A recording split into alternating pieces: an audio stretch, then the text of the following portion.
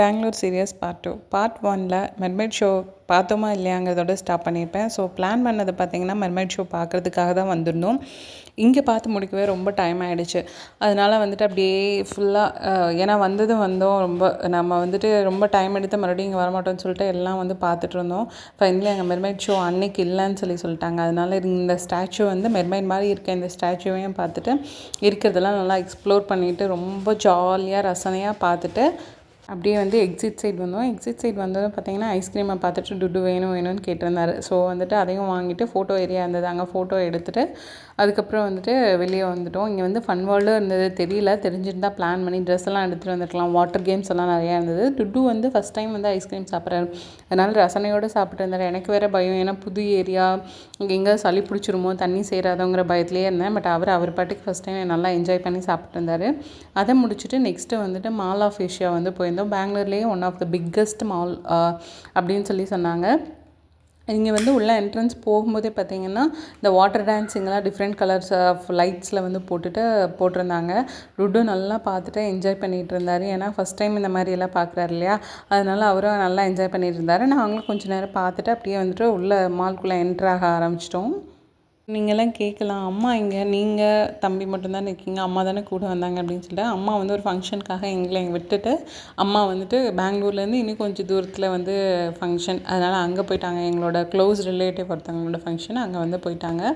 நாங்கள் வந்துட்டு ரூமில் தனியாக இருப்பவங்களுக்காக பாப்பா வந்து ஆஃப் போட்டுட்டு எங்களை வந்து இங்கே மாலுக்கு கூட்டிகிட்டு அதுக்கப்புறம் அக்கவேரம் பார்க்குறதுக்கெலாம் கூட்டிகிட்டு வந்திருந்தாங்க. இந்த மால் வந்து ரொம்ப ஹைஃபையாக கிளாஸியாக ரிச்சாக இருந்தது. ஷாப்ஸ் எல்லாம் பார்த்திங்கன்னா கொஞ்சம் எப்படி சொல்கிறது, பிராண்டட் ஷாப்ஸ் அண்ட் எக்ஸ்பென்சிவான ப்ரைஸஸ்லாம் தான் இருந்தது. ஜஸ்ட் ஒரு விண்டோ ஷாப்பிங் மட்டும் போகலாம், ஏன்னா எப்படி இருக்குங்கிறத எக்ஸ்ப்ளோர் பண்ணலாங்கிற ஐடியாவில் தான் 2 பேரும் போயிருந்தோம். தம்பி வந்துட்டு அவருக்கு வந்து ஏசி இருந்தால் போதும் அப்படிங்கிற மாதிரி இருந்தார். அதனால் அவர் அமைதியாகிட்டார். அப்படியே வந்துட்டு நாங்களும் ரவுண்ட் பண்ணிவிட்டு எல்லாம் சுற்றி பார்த்துட்டு இருந்தோம். நீங்கள் பெங்களூரில் இருந்தீங்கன்னா, இந்த vlog பார்த்துட்டு இருந்தீங்கன்னா மால் ஆஃப் ஏஷியா போயிருக்கீங்களா அண்ட் ஏதாவது பர்ச்சேஸ் பண்ணியிருக்காங்களான்னு சொல்லுங்கள். நாங்கள் போயிருந்த டைமில் பார்த்தீங்கன்னா இந்தியாஸ் லைட் ஃபெஸ்டிவல் அப்படின்னு சொல்லிட்டு ஒரு கான்டெஸ்ட் நடந்துட்டு இருந்தது. ஸோ தட் வந்துட்டு வெளியிலேருந்தே வந்துட்டு அவங்க வந்து இந்த லைட்ஸ் எல்லாம் செட் பண்ணியிருந்தாங்க. பார்க்க அவ்வளோ கிளாஸியாக அழகாக இருந்தது. அதையும் பார்த்துட்டு அப்படியே வந்துட்டு சரி ஏதாவது ஷாப்புக்குள்ளே போயிட்டு எக்ஸ்ப்ளோர் பண்ணலாம், ஏதாவது வாங்கலாம் அப்படின்னு சொல்லி பார்த்தோன்னா பேபி ஷாப்புக்குள்ளே வந்து போயிருந்தோம். பேபி ஷாப்புக்குள்ளே போயிட்டு அவங்களுக்கு தேவையான ட்ரெஸ்ஸஸ், டாய்ஸு, அதுக்கப்புறம் வந்துட்டு டெய்லி நீட்ஸ் அந்த மாதிரியெல்லாம் இருந்தது. ஸோ இதை வந்துட்டு அப்படியே வந்துட்டு போய் பார்த்துட்டு இருக்கும்போது சரி ஏதாவது ட்ரெஸ்ஸு அந்த மாதிரியெல்லாம் பார்க்கலான்னு சொல்லிட்டு ப்ரைஸ் எல்லாம் வந்து நோட் பண்ணிகிட்டு இருந்தேன். இதோட ப்ரைஸ் பார்த்திங்கன்னா 1000, அதாவது ஜஸ்ட் அந்த பேண்ட் மட்டும். அப்புறம் வந்து அவங்களோட டெய்லி நீட்ஸ் எல்லாம் இருந்தது. அதெல்லாம் பார்த்துட்டு டாய் செக்ஷன் பார்த்துட்டு இந்த குழந்தைங்களுக்கு தேவையான அந்த ட்ராலி எல்லாம் இருந்தது. ட்ராலினால் அவங்க நம்ம வந்து பேம்பரிங்காக வச்சுக்கிறதுக்கான திங்ஸ் எல்லாம் நிறையா இருந்தது. இந்த ஷூ பார்த்திங்கன்னா 1000 ருபீஸ், கொஞ்சம் எக்ஸ்பென்சிவாக தான் இருந்தது. சரி ஓகே அப்படின்னு சொல்லிட்டு தம்பிக்கு இந்த ஜூஸ் எல்லாம் போட்டு கொடுக்கலாம், அதுக்கு வந்து பாட்டில் மாதிரி எதாவது வாங்கலாம்னு சொல்லிட்டு அந்த செக்ஷனும் போயிருந்தேன். அதுவும் வந்து கொஞ்சம் காஸ்ட்லியாக தான் இருந்தது. பட் அவ்வளோ காஸ்ட்லியாக எக்ஸ்பென்சிவாக வேணான்னு சொல்லிட்டு அப்படியே வந்துட்டு வெளியே வந்துட்டோம்.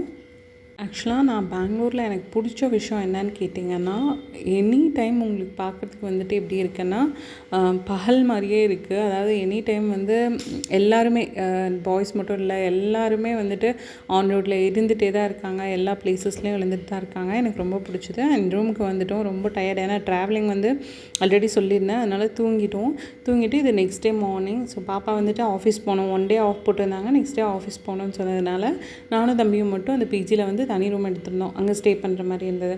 பால் வந்து ஆர்டர் போட்டுட்டு அவனுக்கு தேவையான ஸ்நாக்ஸு, ஃப்ரூட்ஸு, வெளியே எந்த ஃபுட்டும் கொடுக்காதனால இதெல்லாம் வாங்கி வச்சுட்டு போயிட்டாங்க. நான் வந்துட்டு பாலெல்லாம் கட் பண்ணி ஊற்றி வச்சுட்டு அதுக்கப்புறம் வந்துட்டு என்னென்ன இருக்குதுன்னு சொல்லி பார்த்துட்டு இருந்தேன். ஃப்ரூட்ஸ் எல்லாம் ஆர்டர் போட்டிருந்தாங்கன்னா அவரோட டாய்ஸ் எல்லாமே எடுத்துகிட்டு போயிருந்தோம். ஏன்னா அவர் கொஞ்சம் ரூம்குள்ளேயே வச்சுருக்கணும் இல்லைங்களா, அந்த சின்ன ரூம்குள்ளே வெளியே எங்கேயும் போக முடியாதுன்ட்டு. அதுக்கப்புறம் பால் நல்லா கொதிச்சிருச்சு. நான் ஃபஸ்ட் டைம் என்னோடய ஹாஸ்டல் எக்ஸ்பீரியன்ஸ் இது. ஏன்னா இவ்வளோ வருஷம் எக்ஸ்பீரியன்ஸில் நான் ஹாஸ்டல்லலாம் இந்த மாதிரி பண்ணதே இல்லை. அதனால் நான் ரொம்ப என்ஜாய் பண்ணிகிட்டு இருந்தேன் இதெல்லாம் பண்ணுறதுக்கு. இப்படி தான் ஒருவேளை நம்மளாம் ஸ்கூல் காலேஜ் படிச்சிருந்தா இப்படி தான் இருந்திருப்போமா அப்படிங்கிற மாதிரி இருந்தது. அதுக்கப்புறம் பார்த்திங்கன்னா லன்ச் டைம் ஆகிடுச்சு. லன்ச் வந்து நான் ரூமுக்கு எடுத்துகிட்டு வந்துட்டேன் துடு கொடுக்கணுங்கிறதுக்காக. ரசம், சாம்பார், அப்புறம் மார்னிங் வச்சுருந்த பணியாரம், காயெல்லாம் எடுத்துகிட்டு வந்துட்டேன். குட்டி வந்து என்ஜாய் பண்ணுற ஏரியான்னு பார்த்தீங்கன்னா, இங்கே இருந்துட்டு வந்து வெளியில் வந்துட்டு அந்த சைட் பெட்ரோல் பங்க் இருந்தது. ஸோ அதை பார்த்து என்ஜாய் பண்ணிகிட்டு இருந்தார். ஈவினிங் போல் சிஸ்டர் வந்துட்டாங்க. ஈவினிங்கில் கிட்டத்தட்ட ஒரு 2-3 முன்னாடியே வந்துட்டாங்க. வந்ததும் வந்துட்டு கொஞ்சம் வெளியே அவுட்டிங் கூட்டிகிட்டு போயிருந்தாங்க. நான் ஃபஸ்ட் டைம் வந்து பானிபூரி வந்து இந்த ஒயிட் பானியில் சாப்பிட்றேன். எனக்கு அது டிஃப்ரெண்ட்டாக இருந்தது. அதேமாதிரி யூஸ்வலாக நம்ம காரமாக ரொம்ப ஸ்பைஸியாக அந்த ஃப்ளேவரிங்கோடு சாப்பிட்ருப்போம். இந்த பானிபூரி சாப்பிட்றதுக்கு அவ்வளோ மைல்டாக ரொம்ப நல்லா இருந்தது. எஸ்பெஷலி குழந்தைங்கள்லாம் கூட சாப்பிட்ற மாதிரி தான் இருந்தது. ஸ்பைசி விரும்பாதவங்களுக்கு பிடிச்ச ஒரு ஸ்நாக்ஸ் தான் இந்த கடையில். ஸோ அங்கே சாப்பிட்டுட்டு ஸ்நாக்ஸ் எல்லாம் சாப்பிட்டுட்டு ஈவினிங் போல் அம்மா வரேன்னு சொல்லி எங்களுக்கு கால் பண்ணியிருந்தாங்க. ஸோ பிஜியில் ஸ்டே பண்ண முடியாது, கூட அத்தை மாமா எல்லோரும் வராங்கன்னு சொல்லிட்டு அவங்களுக்காக வந்துட்டு ஒரு ரூம் பார்க்கலான்னு சொல்லிட்டு பக்கத்தில் நாங்கள் இருக்கிறதுக்கு பக்கத்து இதில் வந்துட்டு ஒரு ரூம் பார்க்கலாம் அப்படின்னு சொல்லிட்டு ஹோட்டலுக்கு வந்து போயிருந்தோம். ஸோ ரூம்லாம் வந்துட்டு பார்த்துட்டு இந்த அமௌண்ட்டெல்லாம் எவ்வளோ அப்படிங்கிறதெல்லாம் பேசிவிட்டு அகெயின் வந்துட்டு ரூம் புக் பண்ணிவிட்டு ரிட்டன் வந்து வீட்டுக்கு வந்தாச்சு. அம்மா அத்தை மாமா எல்லோரும் வந்து நைட் ஸ்டே பண்ணிட்டாங்க. இது தேர்ட் டே மார்னிங் வந்துட்டு நாங்கள் அப்படியே வந்து வெக்கேட் பண்ணிவிட்டு இனி ஊருக்கு கிளம்புற மாதிரி பிளானு.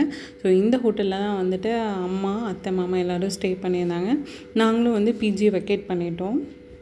ஹோட்டல் எக்ஸ்பீரியன்ஸ் வந்து எனக்கு ரொம்ப பிடிச்சிருந்தது. இந்த இங்கேயும் வந்து நீட்டாக அந்த மாதிரி இருந்தது. ஃபுட்டெல்லாம் வந்து நாங்கள் எதுவும் வந்துட்டு ஆர்டர் பண்ணலை. அந்தமாதிரி காம்ப்ளிமெண்ட்ரியும் எதுவும் அவங்க தரல. ஸோ டுட்டுக்கு மட்டும் ஒரு பிஸ்கட் வந்து கொடுத்துருந்தாங்க. சாப்பிட்டுட்டு அப்படியே வந்துட்டு டைம் ஆயிடுச்சுன்னு அவசரமாக வந்துட்டு ரயில்வே ஸ்டேஷன் வந்துட்டோம், பெங்களூர் ரயில்வே ஸ்டேஷன். இந்த லைன் வந்து பார்த்திங்கன்னா ஃபுல்லாக வந்து உங்களுக்கு அந்த மெட்டல்லையே செஞ்சுருந்தாங்க, டிஃப்ரெண்ட் இதில் வச்சுட்டு. அது ரொம்ப அழகாக இருந்தது. அதையும் வீடியோ எடுத்துகிட்டு அப்படியே வந்து வந்தாச்சு. நாங்கள் வந்து ட்ரெயின் பார்த்திங்கன்னா எங்களுக்கு டபுள் ட்ரெக்கர் அப்படின்னு சொல்லுவோம் இல்லைங்களா, கீழே ஒன்று மேலே ஒன்று அந்த மாதிரி இருந்தது.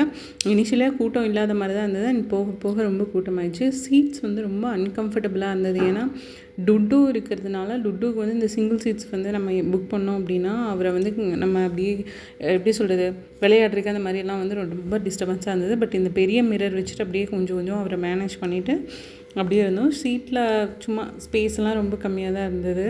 அதுக்கப்புறம் சார்ஜ் போட்டுட்டு அப்படியே வந்து ட்ராவல் பண்ணிகிட்டு இருந்தோம். ஃபைனலி கோயம்புத்தூர் வந்துச்சு. இந்த ஃபஸ்ட் டைம் தான் நான் எப்படா ஊருக்கு வருவோன்னு ஃபீல் பண்ணேன். ட்ராவலிங்கை தவிர மற்ற எல்லாமே எனக்கு இந்த பார்ட்டில் பிடிச்சிருந்தது. தேங்க்யூ.